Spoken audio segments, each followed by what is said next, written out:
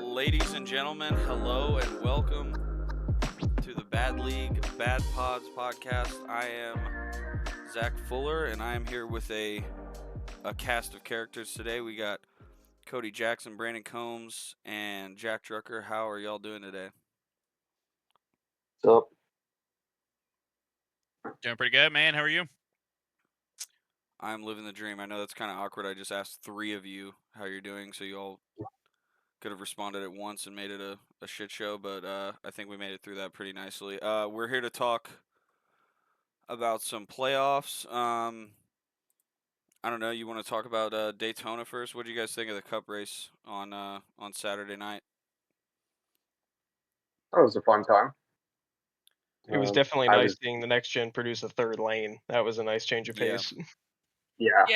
It was pretty interesting, that's for sure. I mean, I felt like the first stage with everybody not having to pit for fuel, it definitely made the energy be more ramped up at the start of the race and not have to worry about saving fuel.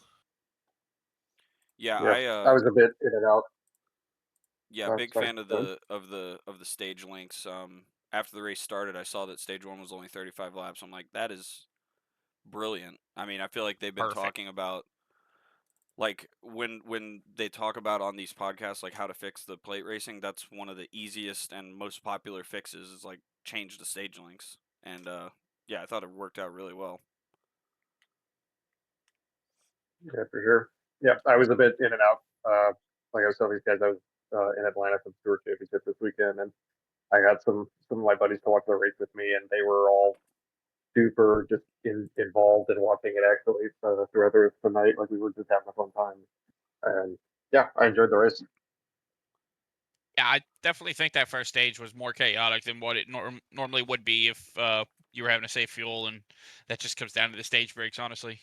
With it being a shorter stage, only being 35 laps, I was like, "Ooh, this is going to be interesting. It could be wild, or it could just be people are going to ride and get through the first stage and stuff." Because other than Bowman and Reddick, you didn't really have to worry about points too much, except for those two, because it was really just getting you set up for the end of the race. So to see like the early caution with Reddick spinning and what was that, Todd Gilliland? Yeah, with those two wrecking, like I was kind of surprised by that. Yeah. Well, I think part of that too, with that urgency in stage 1 producing the big one as well with Larson and Wallace, but that kind of produced the Atlanta 2 effect where you lost a lot of really strong contenders in that, right? Hamlin was wounded the rest of the day. Keselowski and Busch were out. Bowman was out. Cindric. Exactly. So you lost not only a lot of good cars, but a lot of the smart draft guys as well. So you had that, like how we had in Atlanta too, where they were shuffling a lot because none of them clearly knew how to control the draft as well as others. But that let some cars take advantage of it toward the end, like Blaney chopping through a lot of the guys that normally aren't up there. Yeah. Wasn't always the 5 of the 23 that end up together. I don't know how that works. Yeah, I was watching the race with I was down in Houston with a bunch of my old friends, and so they're not really into NASCAR and stuff. And anytime I put on a race, especially in the next gen era, or around people that don't really watch NASCAR, it's kind of a 50-50 shot as to if it's going to be like something they can get into. And people were really locked into this, especially towards the end, because I mean, the third lane getting going, like, it was a really exciting finish. I mean, I don't think it's crazy to say this was like the best next gen super speedway race. And I think at the end, like, you had so many people up there that had to win. You had Larson there, like, trying to manipulate who was going to have a chance to win, because I felt like he wasn't pushing those guys that needed to win, right? Because if they win, then Bowman's out. So he was kind of, I don't know if you look at that as like manipulation, but I feel like at a super speedway that's kind of fair game, no? Like to play the team games and stuff. Well, not that Yeah, as there was soon as I saw he was, manipulation per se, but even the contact with Eric Jones late pushing him out of the groove, that definitely changed the complexion of the race. Because you have Jones up there, probably one of the better super speedway racers. I'm not saying Larson did it intentionally, because Larson's extremely aggressive on the plate tracks. We know this. That pushing even kind of produced the first wreck, right, with Wallace. So Yeah. you never know if Eric Jones was up there, but he was definitely trying to make sure that 48 car was going to make the chase. he was the one pushing Chase there at the end, right? Pushing who? Wasn't it Larson pushing Chase, and then they ended up going around Priest there, going to the end? Yeah, I think so. When they shuffled, Yeah, that's great. And they had Byron in line with them. Yeah, I saw the Hendrick cars behind Priest, and I was like, okay, yeah, he's not winning this race. Right. Yeah, I wouldn't really say that it was a huge manipulation thing, because it's more of just manufacturers that step in and say this and that. Make sure you don't push this guy. Make sure you don't do that. I feel like regardless, though, I don't think Larson was going to push anybody other than a Chevy. Yeah. Just to help with Team Chevy if he had to push somebody. But I think with the Eric Jones thing, I mean, that was just a real aggressive push. Yeah, And I agree. Jones' car just couldn't take it from him. But then, I mean, it's been known as well with Chevy, with the front end of these cars, they don't line up the greatest to the rear bumpers of the other cars, even though the rear bumpers are still rounded off on all these cars. But it's harder for the Chevy guys to be as aggressive as a Ford or a Toyota, because it's so round compared to those two. Here was the question for me is Justin Haley was up there, right? And he obviously needs to win. So, I mean, we saw, I guess it was either last year or this year at Talladega. It must have been last year when the spotter of the 5 came on and was like, "Don't push him to the win," because he was pushing Brad. So we know that happens. But does Larson, if he's in a spot where he's right behind Haley and can push him to the win, that's obviously a Chevy alliance. But does he lay off and try to not make Haley win so he can get the Hendrick teammate into the playoffs? Or does he push for Team Chevy? That's such a that's what do you choose there as Larson? Yeah. If he has the chance, he's not pushing Haley to the win for sure. Right. Regardless of manufacturers, he's going to try to win that race and get Bowman in as well. Well, I'm saying if he can't win, his only chance is he's either going to lay off or push Haley. Say they're close to the wall, they're on the outside lane. If he doesn't have the chance or the run, then yeah, he sticks with Haley, I think. But that's just a hard hypothetical to go with. Yeah. I mean, if he pushes Haley, here's the other situation to think about too. Well, think about this. Say you try not to push the 7, but then that completely kills the run on the inside, and then Cole Custer from the outside jumps in, right? God, so now by not pushing the 7 car, you've opened up a spot on the bottom for a rival to make a move on the inside. That's true. And say by not pushing the 7, you've not only now lost the manufacturer battle of the day, right? Not getting the win and Ford getting the win. And then not only you've kicked a Chevrolet out of the playoffs. So it's highly situational, right? Because if it's 2 Chevys on the front row, you probably just push the hell out of the one you think's going to win. Or if that was Chase on the outside, right? And you got Haley in front of it, yeah, you probably don't push the 7, because then you can get a Hendrick car to win and the 48 in. Right. But it really depends, because with how volatile the momentum can be with this car and the draft and the limited power, you can't just immediately get back to a guy. That's a high risk, not pushing the guy in front of you and the momentum quickly building on the lane to your right. Right. And I will say, I've got it pulled up here. If Blaney somehow didn't win this race, you had Suarez, Haley, Custer, and Jones, the rest of the top 5. It was very, very close that a new winner was about to happen. Yeah. Can you imagine if Cole Custer won that race?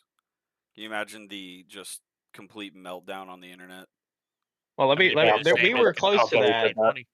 You think about the block down the backstretch as well, because also that's something to look forward to for Talladega, is because when Haley blocked the 41 below the line, NASCAR didn't say a peep about it. Oh, dude, so yeah, I was screaming. How does that affect Talladega? Because now we have evidence you can circle and say somebody blocked somebody else below the line, did not get a penalty. So now what do we do about that?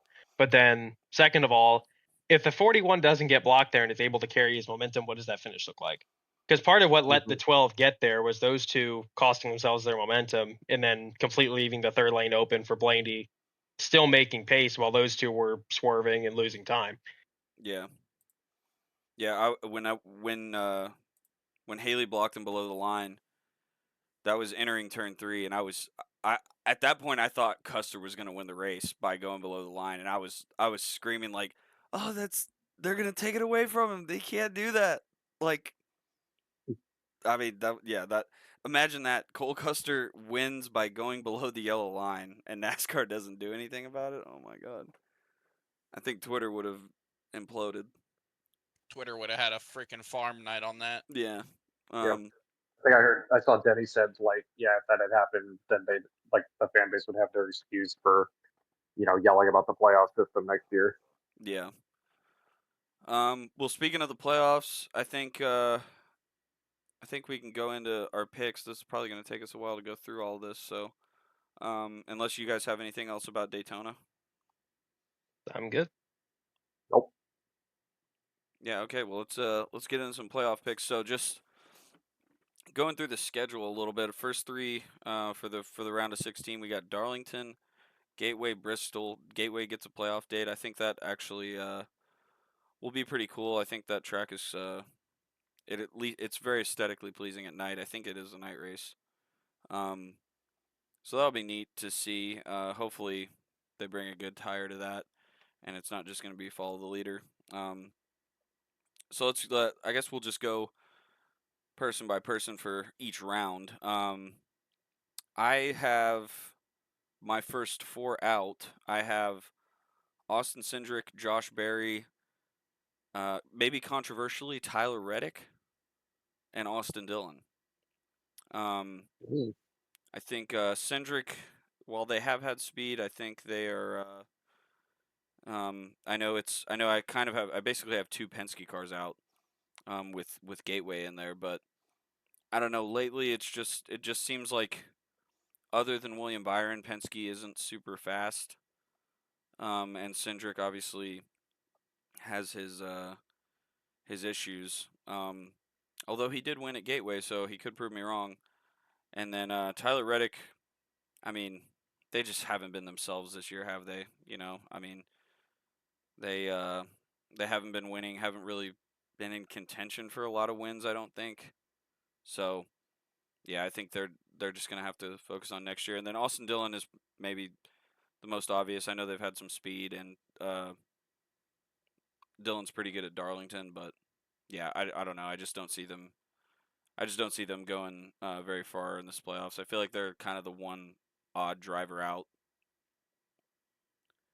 There's one caveat I could say with the 45 team there is you talk about how things haven't gone their way, they haven't been in contention. That could be a very different story if Daniel Suarez doesn't use the front bumper in turns 3 and 4 Richmond. If Tyler Reddick wins that Richmond race, I agree. Not just the playoff points, but the momentum and the narrative around it, sure. right? Because it's been a very difficult season. You get a win, not on a plate track, on a track where you have to have performance going into the chase. That could be a completely different narrative going into that. So, I mean, this is also Darlington's one of Reddick's better tracks. All it takes is a little bit of momentum, and if they can survive the round 16, because I believe we have Kansas later in the year as well, which has kind of been 23-11 Toyota's playhouse. So if they can just survive round 1, get a good finish in Darlington, and survive the next 2, we could be looking at Reddick catching fire at the right time, right? So I agree with you. Definitely, they're downtrodden on their luck, but at the same time, that's the one thing with the playoffs, right? Everything can flip. Right. I do think even if they do win that Richmond race, I think I'm still where I'm at, just because the whole year they haven't really. I mean, they were definitely maybe going to win that race at Richmond, but I can't think of very many, if any, races earlier than that this year that they were really in the conversation to win. I don't know if y'all can, but I can't think of any off the top of my head. So, yeah, that's my 4. Cindric, Berry, Reddick, Dillon, Cody. Who's your first 4 out? Mine's going to be a little controversial, I guess, with the point system and everything. Okay. But I got Barry because he hasn't done anything since that win in Vegas. Right. Dillon, he's good at shorter tracks, but I just don't see him having the points needed to get through. I think I'm going to stick with Bowman just because I don't think the performance has been there from the 48. Okay. But I think Reddick is going to at least squeak into the next round. I'm as much of a fan of his as I am. I don't think SPG is going to get out of the first round. Yeah, like that has just the been oval performance has not been there. Yeah, I think he has gotten better on the ovals, but that has been kind of a popular, like, I think one of the teardown guys has SVG not making it out of the first round either, and I mean, yeah, I I could like the see it. guy. He's a great road racer. 4 wins is nothing to sneeze about, but like we're not going to hit a road course until the Roval. If he squeaks out of these first like couple rounds until he gets to the Charlotte, like he might have a chance, but I don't think he's going to make it out of this round of 16. How many playoff points does he have? 4 wins, so at least 20. 16. He's 22. He's plus 16 to the cut. Yeah. Okay, It's he's plus 16 to the Oh the yeah, cut. my bad. Okay. Gotcha. Yeah, Okay. he's going to need to avoid any trouble, and these are 3 really tough tracks. So If he goes and gets a top 20 in all 3 races, let's say he finished 19th in all 3 races, is that enough? It depends on what the guys around you do. Yeah, right? yeah, I think, man. and also the other caveat with that is stage points, because even if he gets Yeah. to those Yeah. top 20s, He's not gonna have any if you're stage not points. getting Reddick- stage points, you're going to fall either neutral to them or not enough. But I do Reddick think is for the too good at volatility these of these tracks. teams in the round of 16, Yeah. that the playoff point could be enough. It's just if he has a DNF, it's pretty much over. But Sure, I'm Yeah. with I you on mean, that. before even getting any picks, even I know we're trying to get through this as well, but Gisbergen did get a top 20 in Darlington last time out. He loves with the Darlington car. also. That's Yeah. so you go into a track you like, you want to start Yeah. the playoffs on the right foot, come out with a top 20. You never know. I think Gateway, in the way that Martinsville is similar to a road course, I could see Gateway being a bigger mentality of that. Mm-hmm. I think Bristol's going to be the challenge for them, because especially I don't remember his Bristol results being particularly good in the Yeah. slightest. But Daniel Suarez got into the next round last year, finishing 30th. So Right. I would Yeah, know it's Martin Truex possible. got eliminated in that. But at the same time, if they can have a good enough finish in the first 2 rounds, and Gisbergen has more playoff points than Suarez did last year, so if they can get a good enough points cushion in the first 2 races, they just have to finish Bristol not on the hook. I think that's kind Yeah. of why I I have SVG in the second round, is because you just got to get base hits. You don't need to hit a fucking 500-foot bomb. Like, just get on base, and you're gonna go into the next round. Like, people will eliminate themselves. Mm-hmm. Yeah, I just think Reddick is a little better at those tracks than he is. But if Yeah. they can put it together, Reddick will make it through. SPG is going to need to have like solid 3 races, no issues, no errors, no wrecks, no DNF, nothing to make it out of this round. Yeah. Solid picks. Let's move on to Brandon. Who do you got out in the first round? I got Ross Chastain. You have Josh Ross Berry. out in the first round. Yep. Okay. Ross Chastain, Josh Berry, Austin Dillon, and Chase Briscoe. Chase Briscoe. Wow. Those okay. Now we're getting spicy. I think he's going to win Bristol. I don't know what you're talking about. I got Briscoe out because the first time at Darlington, man, he just struggled.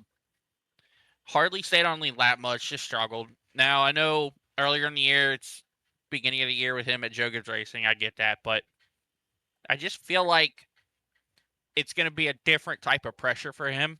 Mm-hmm. And he's either going to excel and he's going to make a big run, or he's going to crack under it.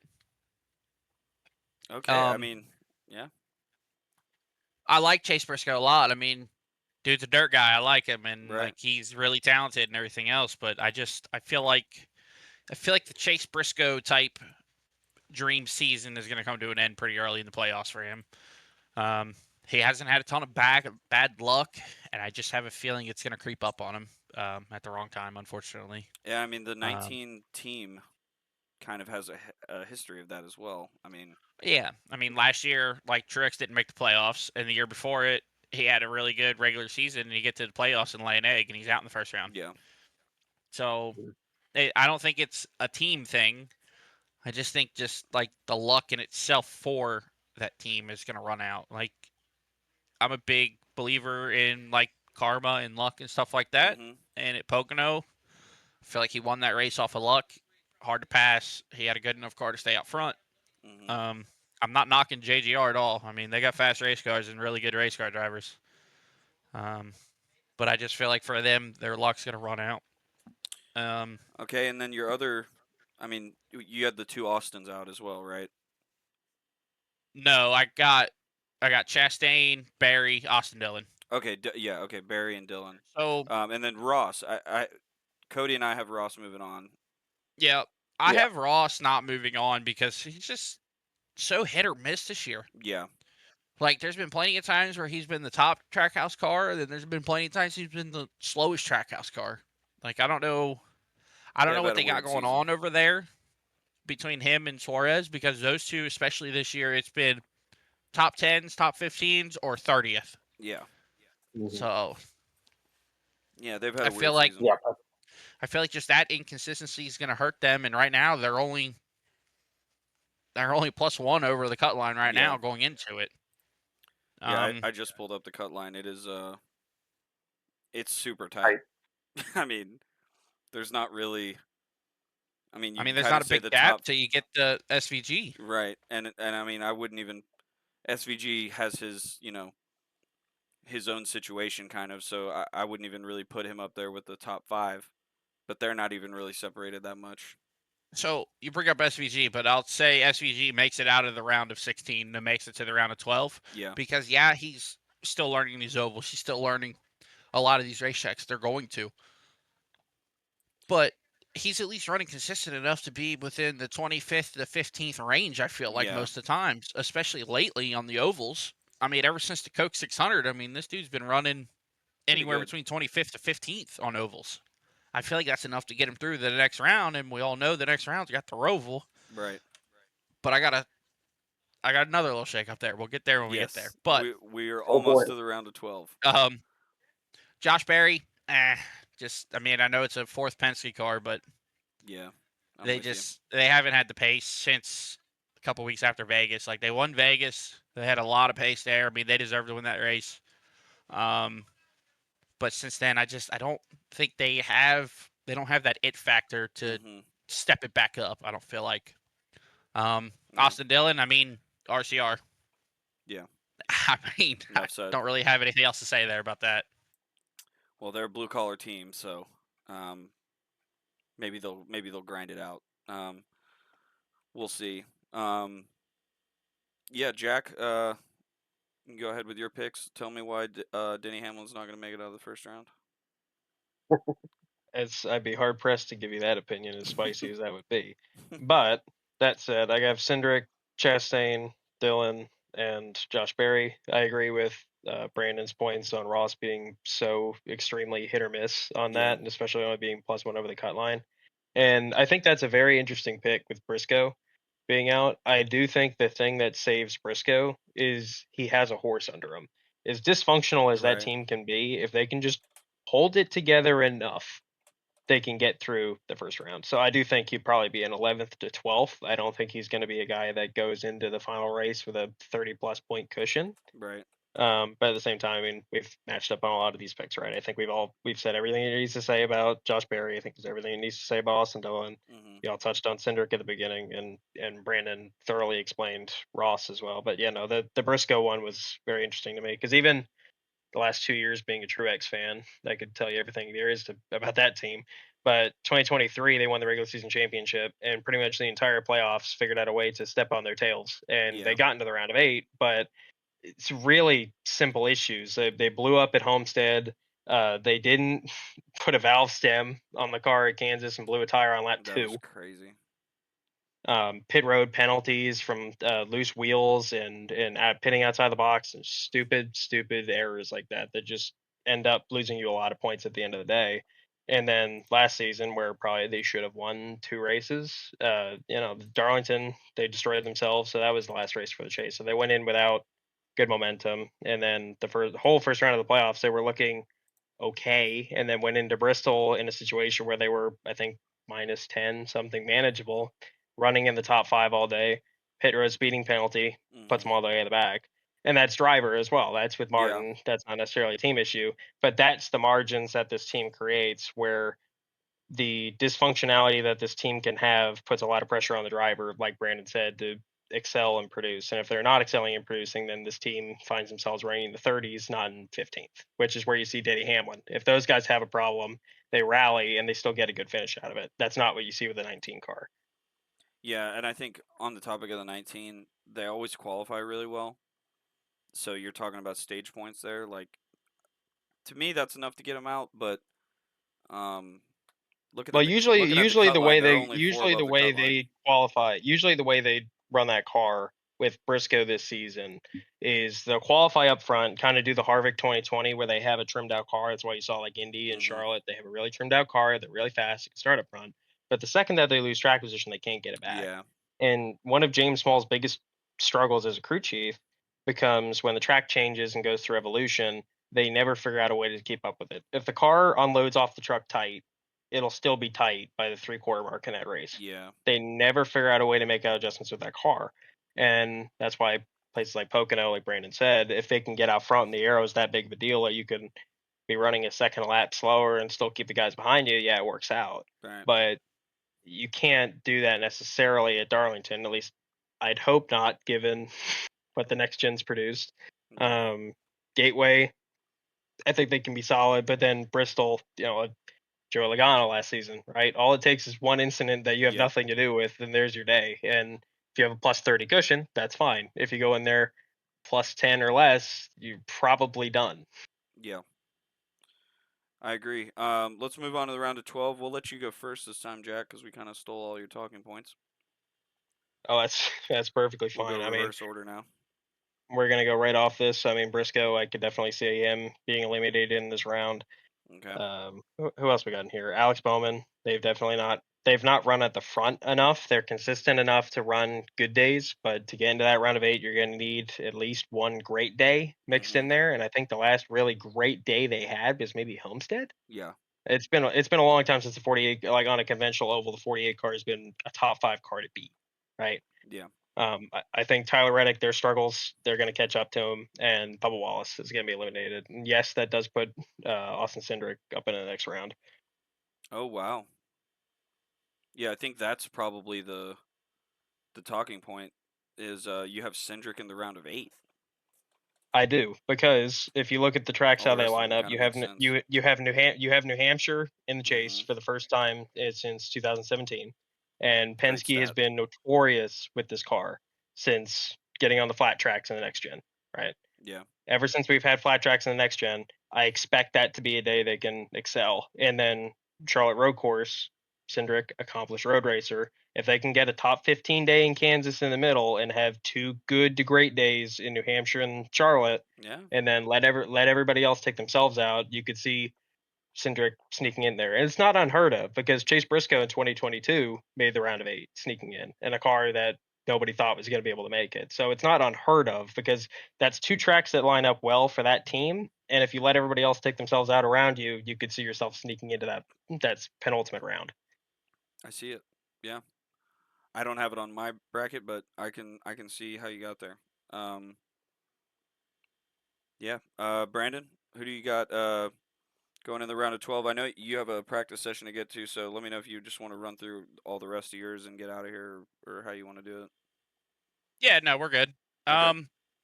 I got Bowman, Cindric, Bubba Wallace, SVG. Okay. Yeah. This is the controversy because you got SVG out of round 1, but you're saying he's not going to win the Roval, basically. Yeah, I don't think he's going to win the Roval. I think at the Roval, it's more of like a short track type of road course race. Mm-hmm.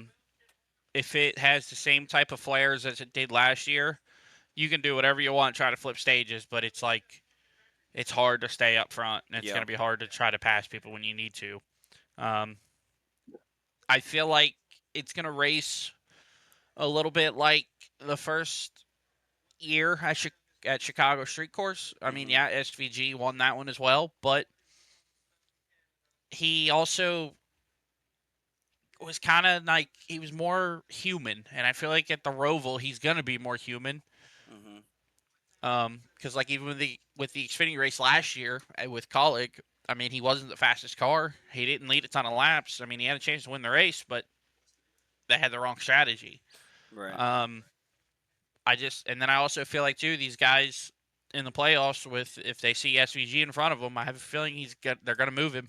Yeah. Because they think he's gonna be just taking up one of their spots in the round of 8 with more ovals. I mean, yeah, in the round of 8 you got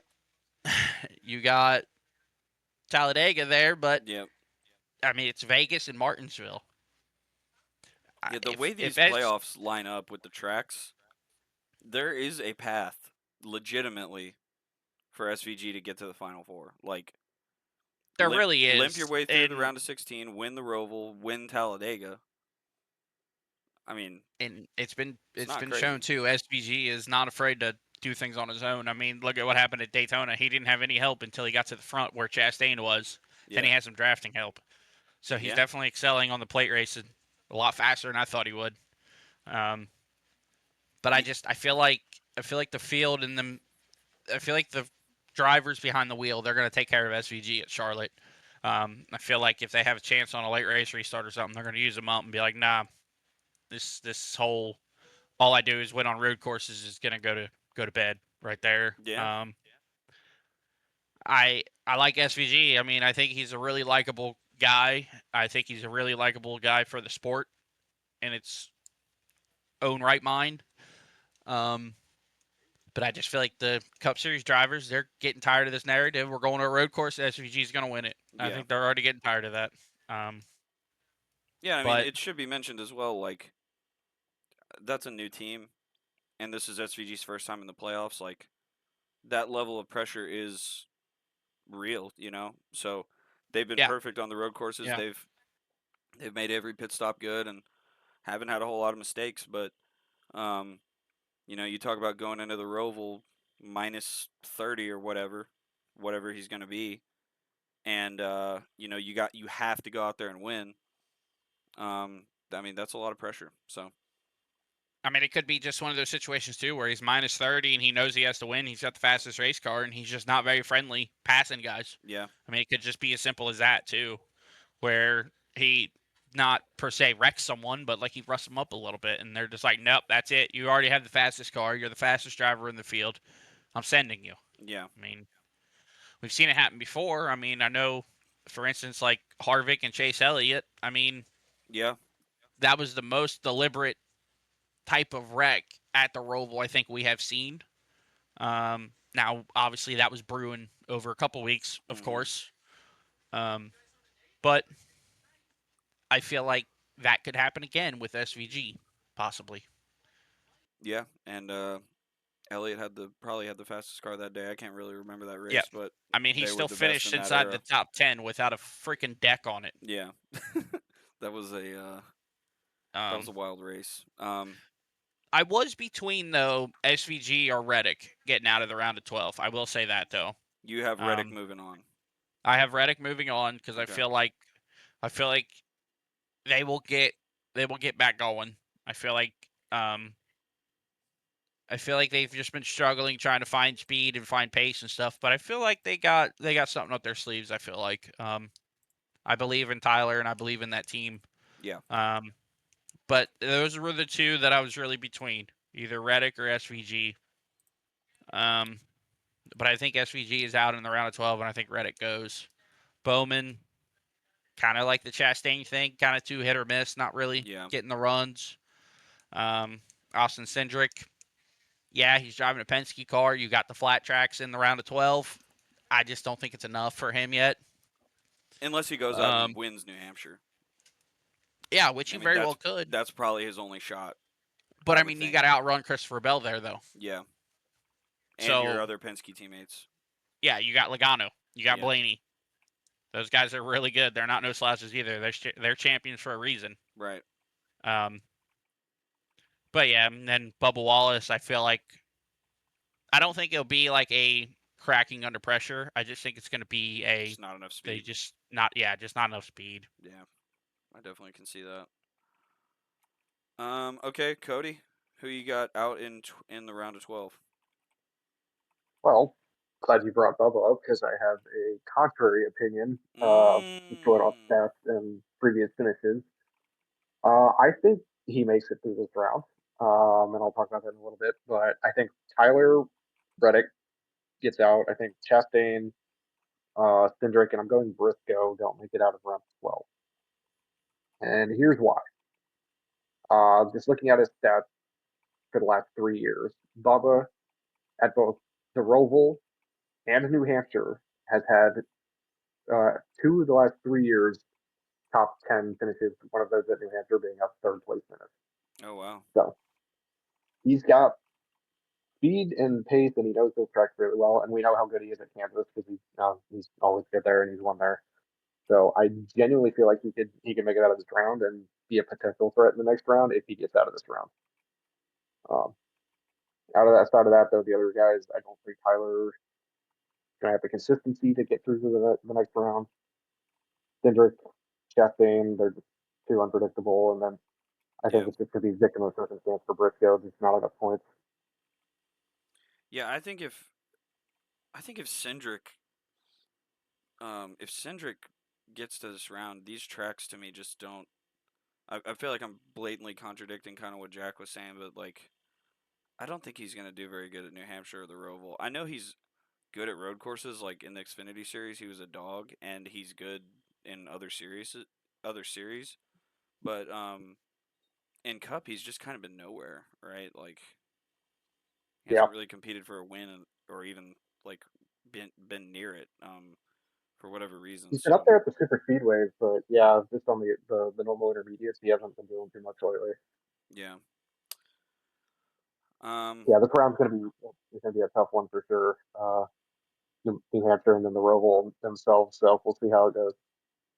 I'll say that small editor's note on my side because I realized going on the fly I put cars in the round of 12 that should have been. So just to recap, I have the 21, the 3, the 1, and the 19 out in the round of 16, and the 45, the 23, the 48, the 22 out in the round of 12. Mm, But also, even on the note of Cindric, like you're saying, just got to survive the Roval. yeah. Doesn't have to win. Just got to get a Sure. I top 10 day out of it. That's the I beauty of And it. think if Because Joey. I fully agree with y'all that he has been nowhere on winning, but yeah. sometimes you don't have to win. If these guys take each other out and figure out a way to finish sub 25th or 20th or whatever, and he gets out of there with some P8 stage points here and there and like a Yeah. P11 finish, that might be enough. I think Joey's going to BS his way to a win at New Hampshire. I'm calling it now. Okay. I mean, I could see it. You know, they turned Iowa into a fuel mileage race. I don't see why they wouldn't do it at New Hampshire. So, Yeah, um, okay. So the round of 12 I have out is SVG. I'm kind of with Brandon on that. Like, I think he can limp his way through the first round. I think he's going to struggle at New Hampshire and Kansas, and then something is going to happen at the Roval. I mean, you're just not. It's just the least straightforward road course race ever created. And you know, there's just. I know we've been saying this like, oh, we went to Sonoma, and it's like, oh, those guys have run thousands of laps there. He's not gonna be winning at Sonoma, and then kind of the same thing with Watkins Glen, and he proved us both. He proves us wrong on both of those accounts. So, um, who knows if it's like a 20 lap run to the end, maybe he'll beat everybody by like 15 seconds, but I just don't see it happening. Bubba Wallace, I have him out. New Hampshire and the Roval, yes. Cody, you're right. He does have some good finishes there, but we don't have hardly any playoff points. And I know Kansas is kind of regarded as a 23-11 track because they have 2 wins there. But if I'm not mistaken, both of those wins were in the first year of the next gen, and since then they really have not been very good at Kansas. And I know that because I often pick them in my fantasy at Kansas, and run 17th. So hopefully they figure it out. But I feel like Kansas has kind of been like a Hendrick place lately. Maybe that's recency bias, but is I what it could see is. that. I could see it lately. Just I Yeah. do have a part on that. Reddick did win the 2023 race at Kansas. That was in the second year of the That next was gen. on a restart. But Hamlin was going to win the race for the caution anyway, and Reddick was running second. Okay. All right. I'll They give you still that. had the So they pace. have They 3 still had the wins then. pace to be there. Exactly, and Sure. it's even less of a 23, even more Toyota thing in general. Mhm. Because even the 2024 spring race that the Larson and Busser finish, if that would have went green without the late race caution, it was going to be Hamlin or Truex, Right. whoever Okay. had the fuel to make it, because those two were limping. Everybody was limping on tires and fuel there at the end, but it was going to be Hamlin or Truex, Right. whichever way it was going to go. Didn't Truex And run out of then gas or something? Or am I making no, that up? Hamlin was going to run out of gas if it Okay. went green, and then when the caution came out, it derailed everything. Not to Martin Truex fans saying that Martin was going to win a race, but Well, I think he was going to get it. But either way, and then in last year's race, Truex had a really strong car. Hamlin had a really strong car, and they had issues in the pits. But even then, the top 3 cars in the top 4 cars in last year's Kansas race in the fall, Chastain, Byron, Truex, and Kyle Busch. okay. So, So and with the Toyota is Toyotas good. sprinkled in. So it's as long as Toyota has a strong day, I think it can translate to 2311 guys. But It could. you know, I personally want Bubba to get to the round of 8. I just I have not picked him to move Yeah. on. A lot of times I'm I gonna try to say he go. does. Sorry, Go ahead. I'm gonna say he does, but he's a dark horse pick for me to get to the round of 8. But I think he does make Yeah. it. I generally try to stay away from what my heart wants when I'm making predictions like this and try to go with my brain, but it doesn't Nah, always work. And then I have my last 2 I have out are Chastain. I mean, we've already hit on Chastain. I mean, very hit or miss. He could go out and win Kansas. He could win the Roval. I mean, I don't know. He could also finish last in all 3 races. So I'm just staying away from that. And then Alex Bowman. I think he's consistent enough in the tracks in the round of 16 to get out of that. But yeah, New Hampshire, Kansas, the Roval just doesn't line up for Bowman to me. So yeah, that's who I have. That's who I have out in the round of 12. I feel like we've pretty much covered that pretty comprehensively. So we'll go ahead and move to the round of 8. I'll go first on this one. So I'll say who I have out, and then I'll go over my championship 4 picks kind of all in one. So I have Larson, Byron, Christopher Bell, and Joey Logano out of the round of 8. wow. Yeah. I don't actually really That's know how I bold. came to that conclusion because I thought I had Bell in my final 4, but I already submitted the bracket, so I'm going to run with it.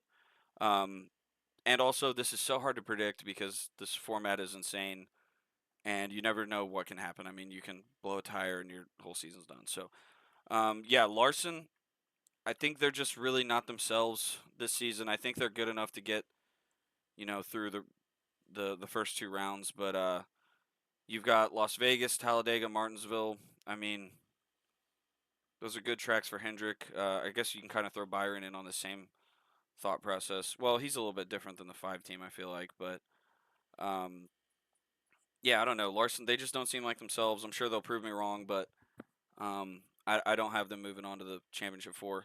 This 8 that I have, I've got Larson, Byron, Hamlin, Blaney, Bell, Elliott, Briscoe, and Logano. I mean, any 4 of those guys can make it through.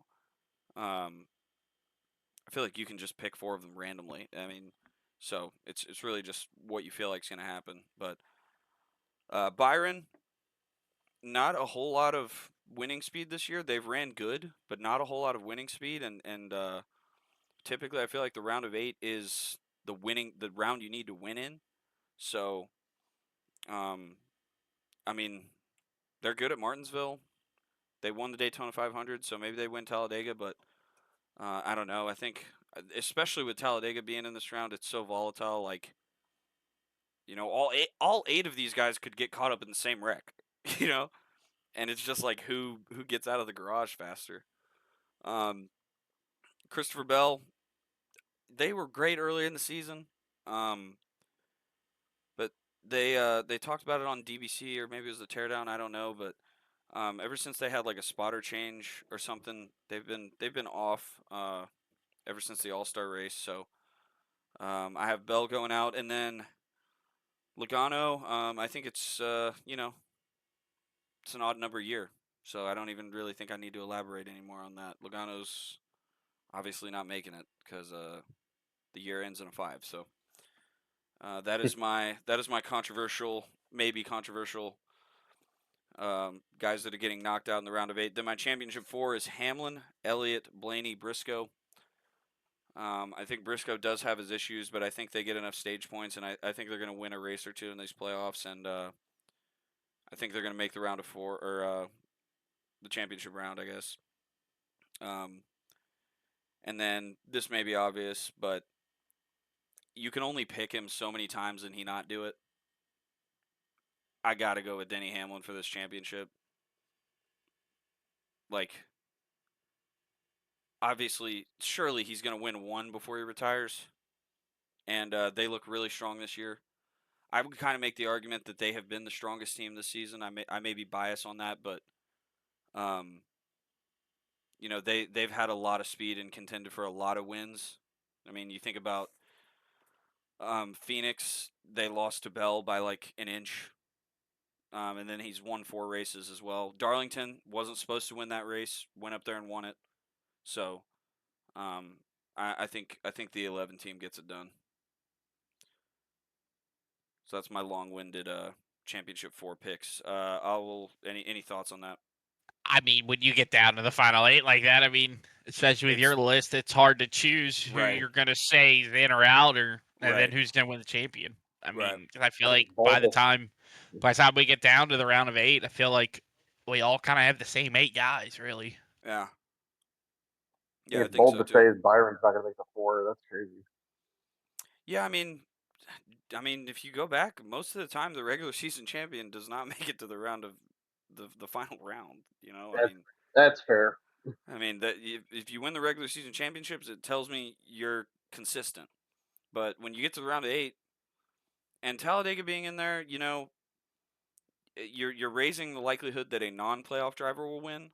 So then maybe you get 2 spots on points, and maybe that helps Byron out. But yeah, I don't know. I think this is at this point. When you get down to this point, I'm not using my brain anymore. I'm just using my heart and chaotic mindset. So my brain would have put Byron in the final 4, but I'm going against that. So yeah. Cody, who let's hear yours.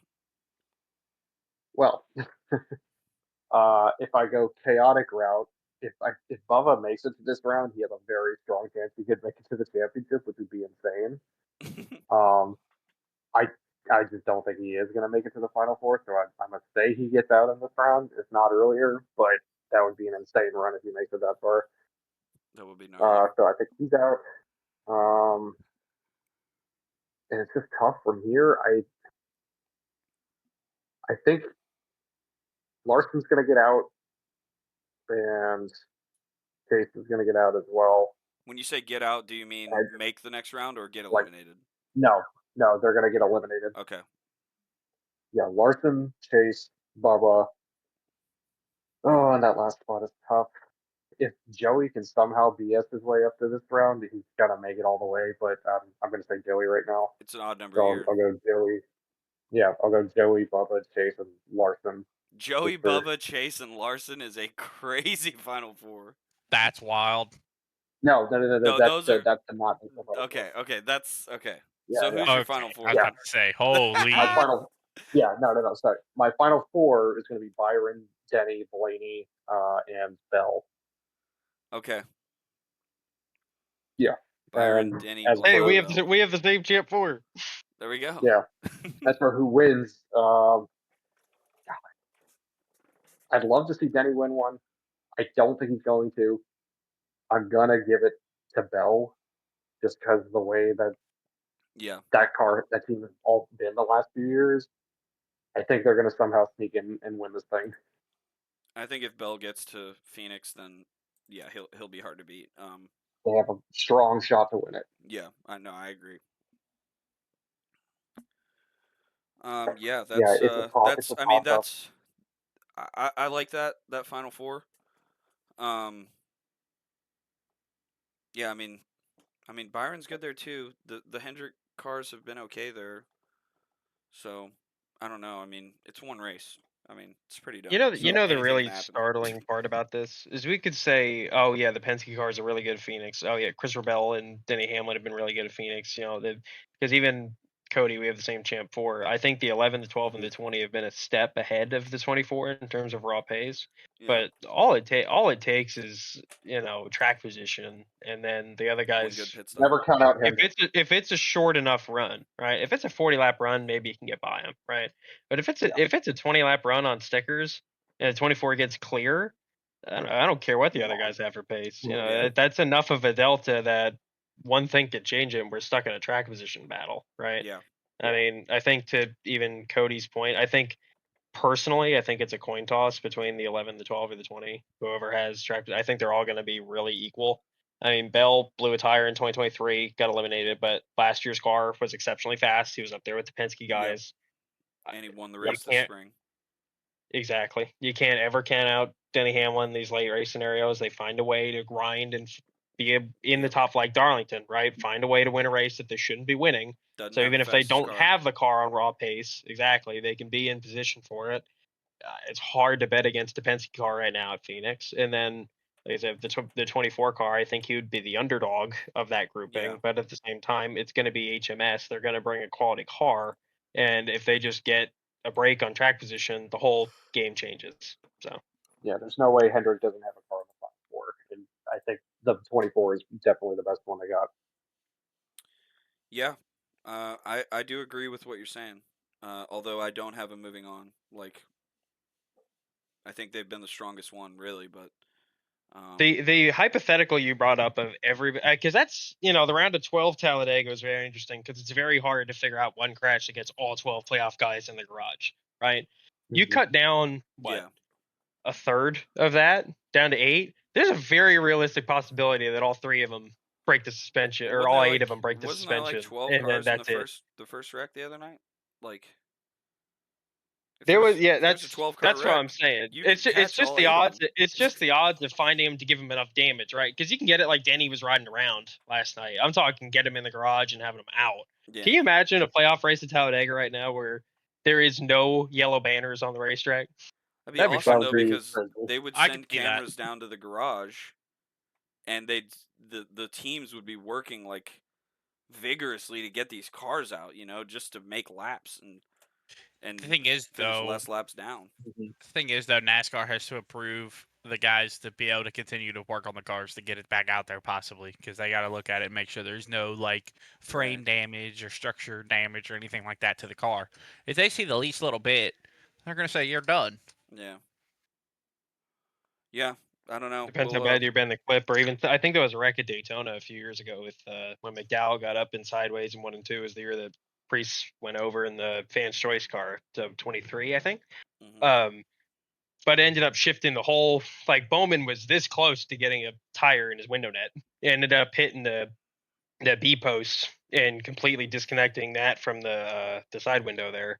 So you have a situation like that, Talladega. Yeah, to Brandon's point, they're not going to let him run like that. Sure. Even if the rest of the car is fine, if something that structural is damaged, they're not going to let him run. So yeah, Brandon definitely brings up a good point on that. Sure. Brandon, let's hear yours. I got Logano, Elliott, Larson, and Reddick being eliminated out of the round of 8. So then I got Byron, Hamlin, Bell, Blaney in the round of 4, racing for the championship. And the 2025 champion I selected is Christopher Bell. Yeah. There it is. Yep. I think that's a solid, like, safe bet. I mean, yeah, we just went over Bell. I mean, that's a good pick. So who's your Final Four again? Byron, Hamlin, Bell, and Blaney. Okay. I mean, I don't think Blaney will be in a situation where he has to win Martinsville for the 3rd year in a row. Yeah. I think I think just as a team in general, they're going to do good enough in the round of 8 to where they might be the only car to make it into the Final Four without winning a race, which is fine. They've been good. I think Byron wins to get into the championship 4. I think Hamlin does, and I think Bell does as well. Which tracks, I don't know, because for all 4 of those guys, the 3 tracks that they got, they're all really good there. Yeah. I mean, Talladega, anyone can win there. Vegas, all 4 of them are really good there, and all 4 of them are really good at Martinsville. Byron seems to be the best restrictor plate guy with the most wins so far in the next gen era with 4 of them. So he could win at Talladega. Has he won 4? Yeah, he's got 4. 2 Atlanta, Daytonas 2 Daytona. And 2 Atlantas? Okay, Jesus Christ. Yeah. And I think I feel like just the Hendrick cars at the plate racing this year, they got a lot of raw speed, but the problem is, like I've said earlier, they can't push like the other manufacturers. But if you look at just like raw speed and being able to have the drivability and stuff, I don't think you can beat a Hendrick car on that. Yeah. Just a small side note to this as well. We have not talked. None of us have talked to each other about playoffs. I don't think before this. No. And your 3 co-hosts joining you today, Zach, have all found the same championship 4. Yeah. No way. You are the only one that has it. Between me, Cody, and Brandon, we've all selected the same ending 4 drivers. Besides, well, if I just go off of like stats and good thought processes, I probably ended the same place y'all are. But it's like you said, you're arguing with the heart. I kind of went for a little bit of chaos because there always is some chaos. Like y'all's Final Four makes a ton of sense, and I'm willing to bet actual money that it will not be right. Like, and I don't think mine will be right either. I'm sure some. I don't think any of ours is going to be right. Hell, as far as me we know, too, we by got the way. SVG going all the way to the round of 8. Literally, God, yeah. please. Yeah, I don't even know why we did this podcast. I mean, it's useless information. So, for me, I feel like Logano and Elliott, I don't think they have the pace to make it to Phoenix. I mean, if they make it to Phoenix, I think Logano will have plenty of pace there. Chase, extremely consistent this year. Probably the best season he's had statistically. But in the playoffs, you need pace, and they don't have the raw pace right now. I think I have Elliott winning Talladega. He could. He could. He's outside for that, I'd say. Larson, he's a cannonball right now. I mean, that dude hits everything but the pace car every week, it seems. I agree. And it always seems like right around when you get around the 600, that's how you know if he's going to have a good year or not, I feel like. Even when he was at Ganassi, I felt like the same way. Once you got around May to the 600, that's when you knew if he was going to have a good year or not. Yeah. Chase makes it Talladega. He's got a real good chance of getting to the Final Four. Yeah. I mean, he does. Logano just doesn't have the pace at the other racetracks, I feel like, for it. Reddick, same thing. Just not enough pace, I don't think. Yeah. Yeah, I think that's the biggest difference in, like with my bracket is Reddick. I have him out in the first round. I don't think either of y'all had that out in the first round. I think he has enough pace to get out of the round of 16 and the round of 12. I just don't know about the round of 8. I agree with you on the pace, but they just don't finish these races. I mean, even when they do have pace, they're not finishing. I mean, how many? I should have stats up and stuff, but how many top 10s does he have this year? Do they have a lot of top 10s? I can look it up, but yeah, 23-11 has been very consistent this year. It's either they're finishing, top 10s or they're like late 30s positions. So, I mean, for all we know, Josh Berry's going to win this championship. Like, Reddick has 5 top 5s this year. That's what's so hard about that Talladega round of 8 thing is like we could say, oh yeah, if Chase Elliott wins Talladega or has a good run, Talladega has a chance to make it. It's like you're hedging your whole prediction around Talladega. Yeah. I mean, it's like the worst thing to do. Like, I mean, but that's the point of it. It's the point of this system. It's exactly what they want, and that's why we don't run it in CRS. Yeah, I completely forgot Reddick won Bowman Gray earlier, or like at least one of the heat races. Chase Elliott won the Clash this year. Yeah, I guess Reddick won one of the heat races. Yeah, he won one of the heat race races, deals. yeah. Let's just kind of go over the playoffs as a whole. I guess, Jack, we kind of covered everything if we got the same championship 4. So, do you want to elaborate on anything before we move on a little bit? Nothing in particular. I mean, I don't know. It's just, I think as a scope of NASCAR and where the sport is at the moment, I mean, we all have hope that they may be going to change the playoff format. I kind of doubt it. I don't think we're going to get it, at least for another 2 years. But the sport's in a very volatile place right now because, like, say that Daytona race, right? It got a really high approval on the Gluck poll. It was a good race, but I guarantee it would have dropped 20 points if Justin Haley wins, and we're looking at a Harrison Burton situation last year, right? Yeah. Where somebody that shouldn't be in the chase squeaks in, good car gets out, a lot of people pissed, that kind of thing. If we go into this chase, right, and say we go into the first round, all of us are wrong, and we get, I don't know, Briscoe's out in the first round, Chase Elliott's out in the first round, Chase Briscoe's out in the first round, and I don't know, pick one of your favorites for the last spot, right?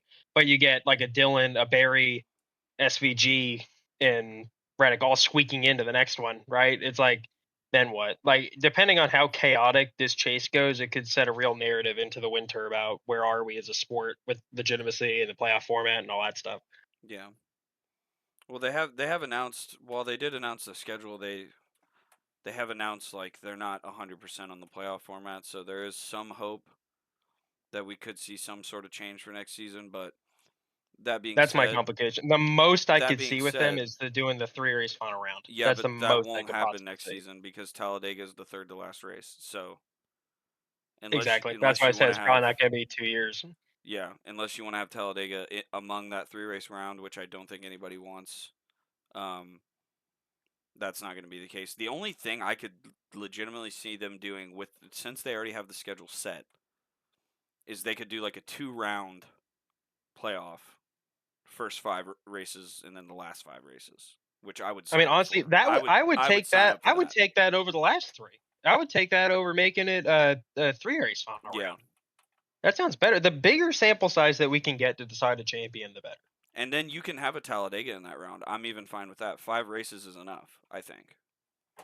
And maybe it's better if it's not, but maybe you have Talladega. Would you rather, in that scenario, have Talladega in the first or second round of the two round thing?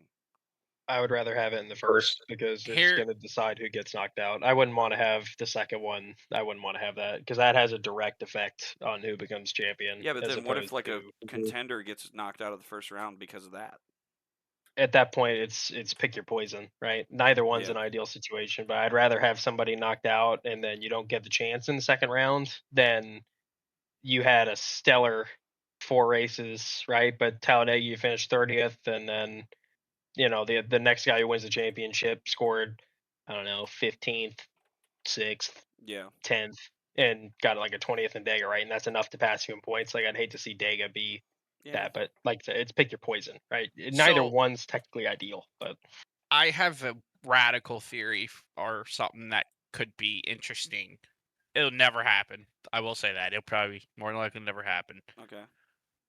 You got 36 charters, so you have 36 race cars with drivers that are committed to run the whole year, right? Correct. What if you run 10 races, you go from 36 to 26th or 20th or something and eliminate them, and they are not able to race for a championship for the rest of the year. They're still there. They're still racing, but now they're out of chance to win a championship. Like the first 10 races of the season? Yep. Okay. You start it from the beginning, and then you go from the first 10 races, and you have, say, 20 to 26 cars or whatever it is. They've made it to the next 10 races. So then you're at 20 races in the season, and then you eliminate another 10 or whatever it is. And then you run another 10. You get to race 30. You cut it to the top 5, 4, or 10, however many you want. And then you got 6 races. And at the end of the 6 races, whoever has the most points, there's your champion. I mean, I think you just indirectly described a full season points format. Yeah, that's what the normal points, like a Winston Cup system with extra Well, it is, but I mean, it's still. I mean, you still have like your cut races though. Sure. You'll still have your point battles. It's not going to be the top half of the field. but you got all these other guys that are going to be crawling and scratching and it everything definitely else trying brings to a do something. focus to that first You round got of like you got who's freaking fighting for 28th. you got Cody Ware trying to finish in the top 20 in points right now with Rick Ware Racing. Like, Right. I guarantee you, if something like that were to happen, you would have someone like them finish in the next round or the next batch of cars and stuff, which will be way higher than what they ever have done. Yeah, I mean, that takes it from being a postseason to like full season. And I think my point with like basically a full season points format does what you're talking about just mathematically. Like, you know what I mean? Like Yeah. after the 10th race, you mathematically can't win, basically, which you do have sometimes. Like, Yeah. So, you know, and I feel like too, like instead of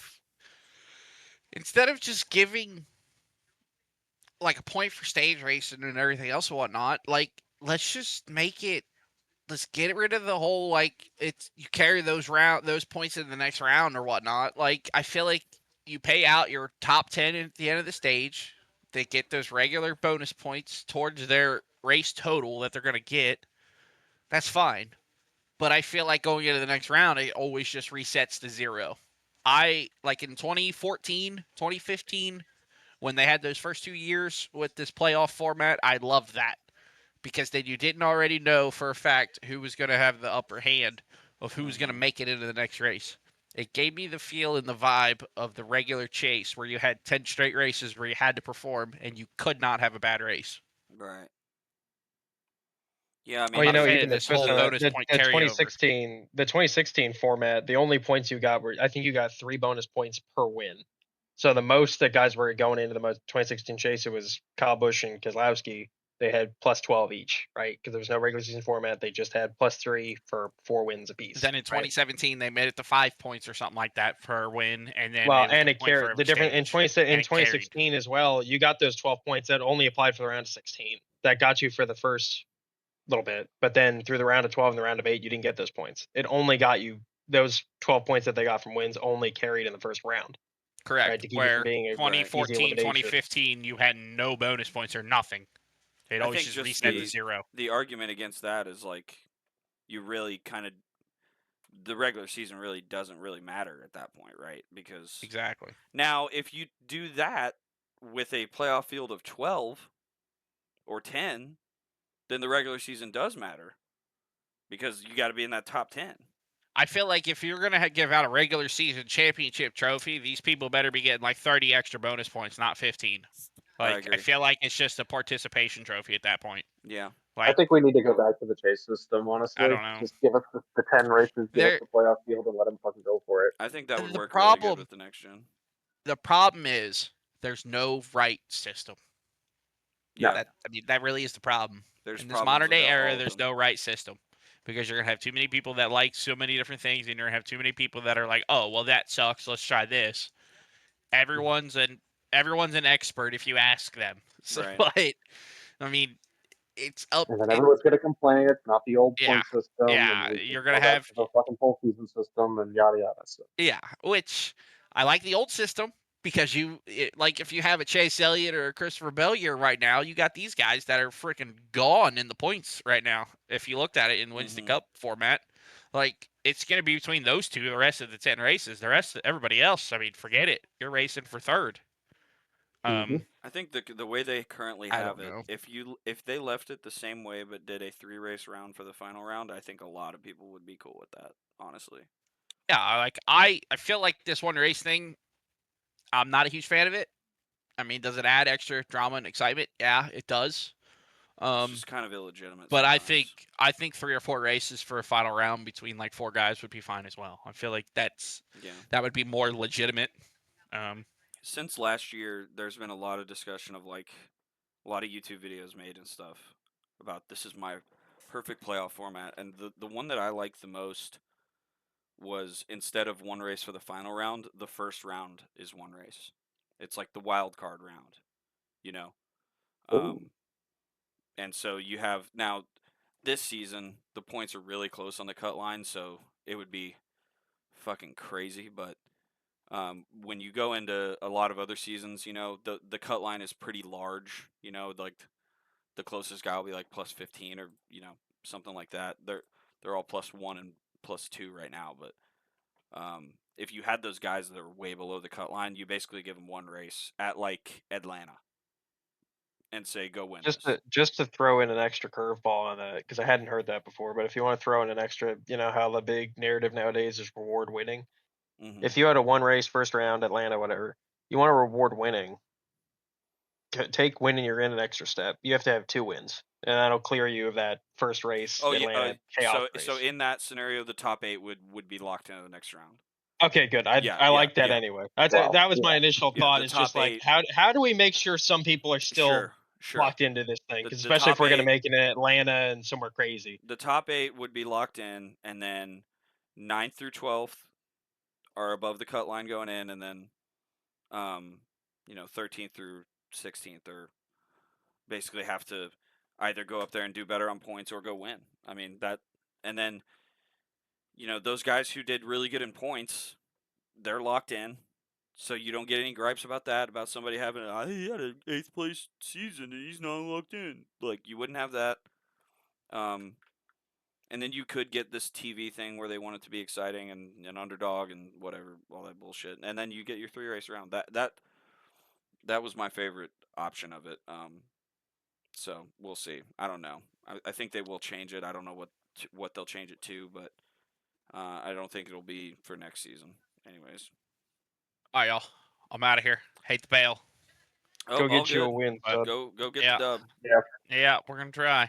I appreciate you guys having me. Nice talking some NASCAR and some playoff stuff, and yeah, I think we definitely got some interesting brackets there. Who we think for what, but it doesn't really surprise me though that 3 of the 4 of us have the same 4 in the final 4. So insane. Exactly. Yeah. But yeah, I appreciate it, and I'll catch you guys later. Yeah, catch you later, buddy. Hopefully we'll get you on here for a CRS win soon. Yeah, that'd be nice. Alrighty. Speaking of CRS, I think that's a great segue. We're gonna do a quick CRS segment here because Judd Car opens in 10 minutes. All right. So I don't have anything pulled up about CRS, but we'll talk about the All-Star race a little bit. Cody, I know you weren't there, but Jack, you ended up winning. I kind of had my brain turned off for that whole race. I don't know about you. I mean, you were up there trying to block and control lanes, and it looked a lot of fun. I was trying to like save fuel and be clever, but I ended up getting caught in about 4 wrecks in the race. So that was pretty much my race. But tell us about your your first All-Star win, Jack.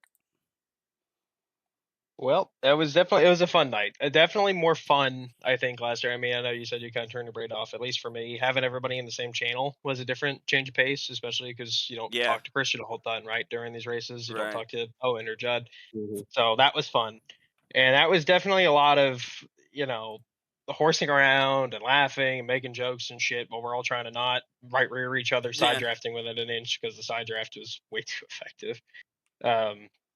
But yeah, no, I think last night the results aren't on SimHub yet, but I'd love to know what my average running position was because that was so long as I had that leading the outside lane, I felt totally in control. There was one point in the night where I think Brandon stayed out. I pitted and I had like 14 seconds of damage, something like that, and I had to fix it. And I think I dropped back to like 3rd car on the inside. And then that was a point where I'm like, okay, how exactly do we get track position back? Because that was the furthest back I'd been all night. And I think you got 3 wide with Donnelly in 3 and 4, and then inside lane just kind of steamed up through there. Mm-hmm. And that gave me the opportunity to kind of get back to the outside. I'm like, okay, I don't even care. I don't have help right now. I'm just on the outside. Like, I know somebody's going to come up here and I'll get a push. And from there on, it was just a matter of trying to control lanes. I definitely a lot of management because there was definitely ways where if you caught somebody napping, you could get them out of there. And I know definitely even when you were behind me, you were behind me and Judd behind me. There was opportunities looking for the 3 wide to make energy and make something happen, right? But it took a lot. You had to do a lot of paying attention. Like when I got to the end of that race, it kind of hit me just like how much micromanaging I had to do between trying to keep the lanes alive and not letting one get too far ahead and having to block it, not pulling a The chop top block was and getting definitely yourself wrecked super like a dominant. dumbass. Yeah, oh for sure. But yeah, no, it was fun. I mean, I'm proud to say I finally won one of these things. I know it's only a second start and I finished second last season, but it's nice to have a crown jewel in that sense and Yeah. just keep the momentum going, right? That's the good thing. Because since Rockingham was a win, and I'm probably a collective quarter of a second away from probably 4 wins counting exhibition race in a row right now. So Yeah. it's a good thing. It's not a bad problem to have, and it's just one more thing to keep going. But it wasn't easy. Christian transferring in from the Open, getting his win, and he kept me honest all night. Owen kept me honest. Again, you and Judd were highly aggressive and had to make me sweat out my mirror. So a lot of credit to those guys. It wasn't easy, but just proud to get a race win. Yeah, I mean, the whole point of the All-Star race is to, kind of chillax and have fun, and we're racing for pride only, no Oh, points. if you go I mean, back and watch your stream or Christian's stream, there was so many good sound bites from last night. They're just I believe it. really damn funny. The It's Open absolutely was worth going back and incredible. watching. I mean, the Open. Cody, I know you've been watching the stream sometimes. Did you tune in? I caught a little bit of it this morning before work. Okay. I was just happy to see Kristen managed to actually win it without me and Aaron in front of him. Yeah, right. Last season was kind of silly, the Open. But this one was silly in a different way. I mean, there was a ton of wrecks, ton of stupidity. Yeah. You love to see it. It was very entertaining for me. I love watching the Open. The photo booth Yeah. loved it, by the way. Yeah, there As was a some great regular pictures. proponent of as a regular participant in the Open race, it always was like some of the more chaotic racing because we were all brains off, no points, just having fun and then going for it. So it's always a good time. Yeah, there was some people who didn't have fun though. We had a rage quit. Haven't seen one of those in a while. So In a non-points race, no less. Steve had a rage quit. Um, Oh and boy. Devin wasn't super happy with the way some people were racing throughout the night. He did not specify who that was, but he let us know all that he was not happy with how people raced. So um, maybe we will get a little insight on who he was talking about based on how he drives people in the future. I don't know, but I don't know. Did you see any of the incidents he was like upset about, Cody? Or not I Cody, think Jack? part of it transferring in, especially with the Open too, because both him and Steve racing the Open. I know Sabatino had in some issues with still getting used to this car and Mm-hmm. iRacing and having a bend suspension. So I think racing around him was hard. Not to call him out, but I mean, we all remember how we were getting into iRacing for the first time, right? Like, Yeah. car feels like a demon. You're on top of the track. It's like eventually it clicks, but in that case, but I think Devin said something last night too, where he said I got wrecked 6 times. Like, honestly, if you got wrecked 6 times in last season's All-Star race, that was probably a good night because this was a lot cleaner All-Star Yeah, we race had for some long sure. runs. I know, right? It was a beautiful thing. Yeah. But it's like I think for the wreck quantity, how hard we were running in bumpers that didn't line up as good A as lot of last three season's wide. car, I think we did a really good job of having an All-Star race that wasn't a complete joke, right? Yeah. So, not to say last season's was either, but you look at the two of them of what was racing and what was more surviving the cautions and getting track position, because I felt like you can make moves a lot easier last night as well compared to last season's, because last season's really felt like the lines moved slow. If one got away, they could do it. But there was a lot more energy in last night's pack. Mm-hmm. But yeah, no, even to Devin's point about getting wrecked 6 times, it's like last season's All-Star race, you could get wrecked 10 times. And I Like, hear the new car drove pretty well on the super speedways. I guess there was some sort of update, right, on the Gen 4. The update isn't here yet. It's coming. I don't know what they're gonna do. We don't know what they're gonna do yet. Probably the super speedways for Talladega. Everything's gonna get toned down. But I as kind fun of as think these they super should speedways leave the are right super now, speedways alone. Yeah. I'd be okay with I leaving the super enjoyed it at speedways Daytona. alone, so long as it's still affect Yeah, because I enjoyed to the package at Daytona. offer a choice like you did to me in the playoff discussion. If you had to lose the super speedway drafting right now to get accurate 1.5 mile and 1.3 mile, fast track racing. Would you take it, or would you leave the car the way it is right now just for the super speedways? I mean, the way the car is right now, I feel like kind of suits my style really well. So, um, so I don't really care. But for the sake of realism, I would rather them change it to be how it actually is. I mean, obviously, like I think that Kansas race like was good because that was like my style of racing, kind of like with the momentum and the air blocking and whatnot. But I would rather drive the car how it actually was. Like that's why we have iRacing, right? I mean, we joke all the time like it's not a game, it's a sim, but like I don't want to drive something that just looks and sounds like a Gen 4. I want to drive something that drives like it. So, I don't know. Or even something close enough. And well, that's the interesting part too, because the setups are still in a place where I think they're still more tame than Yeah. anything. Like they don't build loose; they only build tight, right? So Yeah. it's going to be a lot easier for somebody to hold on to. But like that's why the draft is such an interesting discussion, because everything that comes into iRacing nowadays has that really high draft effect. Every car that gets introduced, so Yeah. it's like in the sake of building something new and maybe saying, oh yeah, they made it a little bit easier for people to handle because the Gen 4 is a monster. Yeah, but like the draft should have nothing to do with that. The draft is kind of its Right. own entity. So I think it got enough pushback that they're going to do the right thing and make it drive like a car should. At the Right. same time, like if it stayed this way, it's tolerable. But I feel like the freedom that you had in like the B car to move around and make moves and try to get people loose, like I feel like we need, especially in that night race situation, because there was not a lot of off throttle time in that Yeah, no. Kansas Gen 4 race. That should not be that way. There was more off throttle time in the B car, which should not be that way compared to what these two cars are and the horsepower totals. So it's all right, but I think by Chicagoland we're gonna have a better representation of what the Gen 4 car was, however you want to put it. Yeah. I can't wait to get back in the car. I'm excited to try it out on some normal tracks. Yeah, well, Cody, when you do get back in the car, I think you're gonna make it, dude. I think I don't know if you're gonna be in the top For the 16 car. on points, but I think you're gonna be the first one out on points. But I think somebody above you will withdraw because they know they won't be here for all the races. I think they're gonna ask like, "Hey, if you know you're not gonna be here for one of the races, like, can you drop out?" Kind of a thing to people, and I think you're gonna get in based on that. Um, See, because of that I'll be incredible finish the at Jeff Daytona. Gordon of the playoff. Well, Jeff Gordon was added as an extra. I mean, you're gonna get there because somebody can't make all the races. Yeah. I mean, I mean, we were if it ever has gonna get. It's unlikely we are gonna get the actual first 16 in points to make all four of those particular races. Like people have real lives and they can't like put those on hold for a video game. So, um, I mean, yeah, Cody, I'll say this. This is something potentially you could have done the last few weeks too. If you have a laptop near iRacing with you, I mean, Zach, I don't know how this qualifies. Do you have to qualify for the race technically? Because if he registered for a session, say we got 12 cars in it's fine Sonoma, for that's points, Sonoma. right? I Like think you just have to grid. that's Oh the thing. God. Well, I don't know.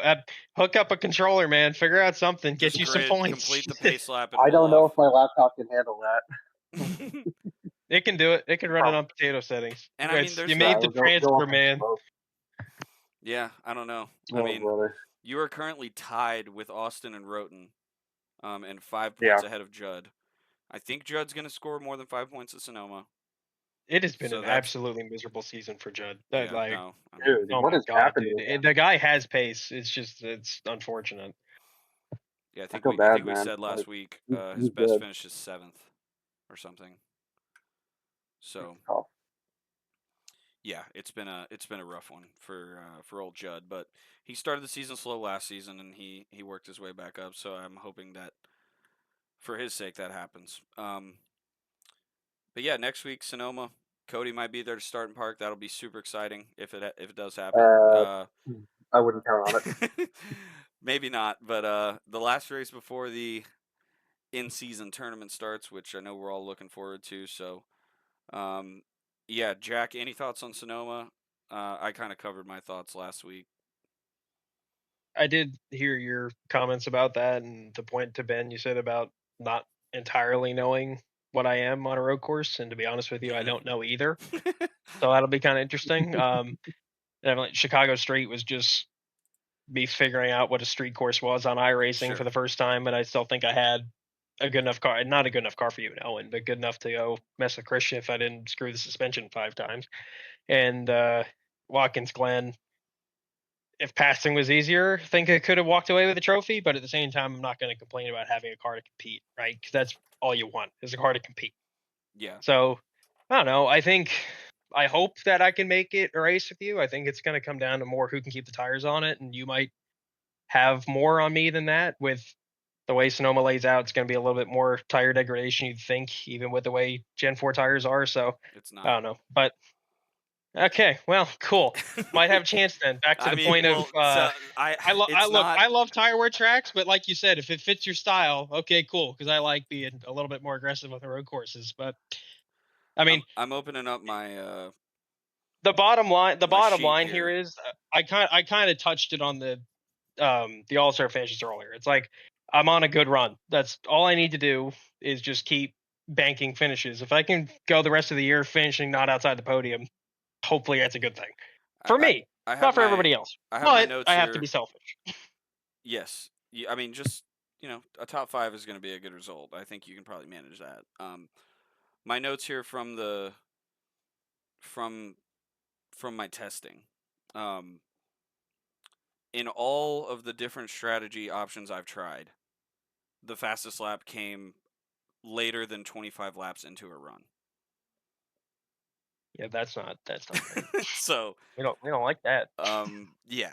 I mean, um, so it's gonna. I mean, but then again, I mean, look, that's with my. as much as I'll say I like to push around road courses, I like to drive it in harder, do my kind of thing, but it's like at the same time, I will always be a proponent of tire wear and hot tracks and making these things Yeah. harder to drive because it opens up passing opportunities. That's ultimately what I want. Like, I think the so in this tire case with wear. Sonoma, I'm really hoping this is a racy track, but yeah, no, I think what your point's going to get to as well. It's going to be a heat thing more than a wear thing. Yes, I 100%. remember the first race being a lot of fun, and I hate road racing, but it was a pretty fun track to get around. So I think it'll be very racy for a lot of you guys.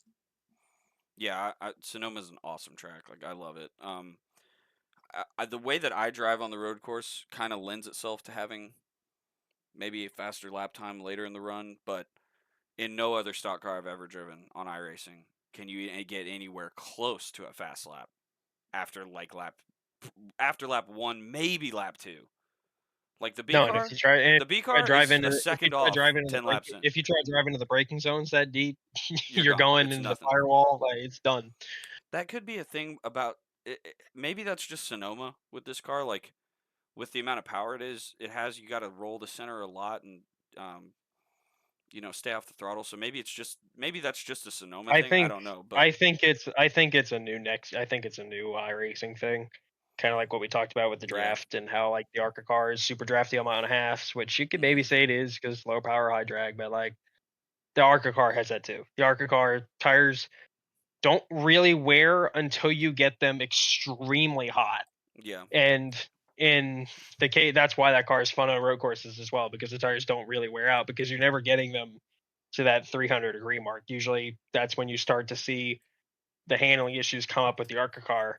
Usually if those tires on the road course, if you can keep them 270, they're not going to really give you a fit. So I think that's just more of a new iRacing thing with yeah, the Gen 4, the ARCA car, and some of this new product that they're putting out.